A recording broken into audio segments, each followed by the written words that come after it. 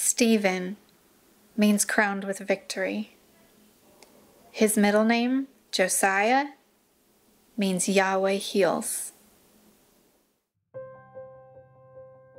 Stephen was born at 12:28 a.m. on September 3rd, 2012. He was beautiful with dark hair, lots of hair, darker skin, and blue-gray eyes. He was precious. He smiled early on, and he smiled often. Big brother Joseph loved his new little brother to pieces from the moment he laid eyes on him.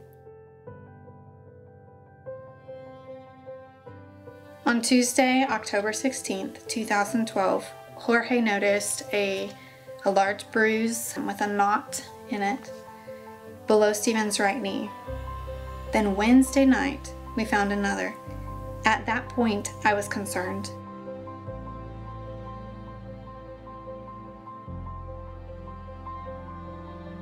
We live in Centerton, Arkansas. It's in Norwest, Arkansas. It's like 3.5 hours from here. Very close to Oklahoma, very close to Missouri. Small, but it's his home. During our trip to Little Rock, which is roughly 3.5 hours, we had to stop 2 or 3 times because Stephen continued to be in pain and had started vomiting. We checked in, and as we walked to our room, I looked at Stephen's appearance and knew something was terribly wrong.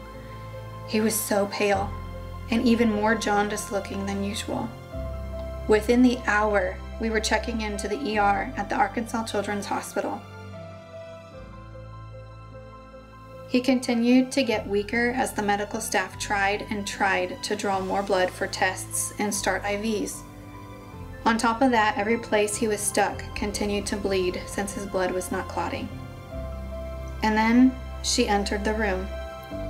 We believe that Stephen's liver is failing. When this happens, there's not much time. We have to move quickly. I stepped out of the room to update my friends and family, first calling my mom. Calmly, I explained everything the doctor had just told us, and then my throat tightened. I felt my nose begin to tingle as my eyes welled up with tears. I can't do this.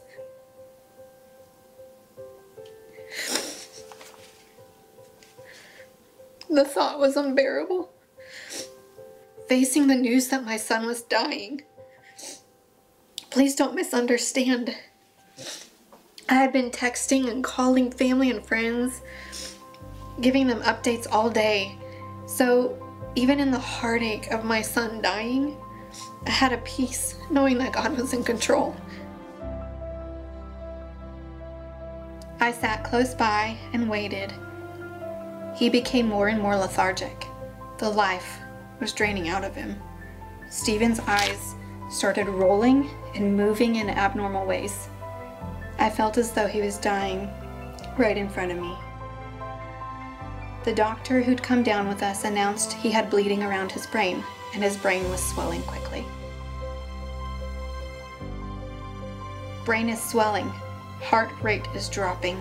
Pray for a miracle, I texted to our prayer chain of friends and family. Jorge cried, and I just stood there, staring at Stephen while medical staff scurried around him. Jorge stepped aside and told me to move too. And I shook my head, and I looked at Stephen's tiny hand holding my finger. He was holding it so tightly. "Come on, Amanda," Jorge said. Tingling began in my nose again as water started to pool in my eyes. "Don't make me let go, Jorge. He's holding my finger." It was a connection, a bond that I didn't want to lose.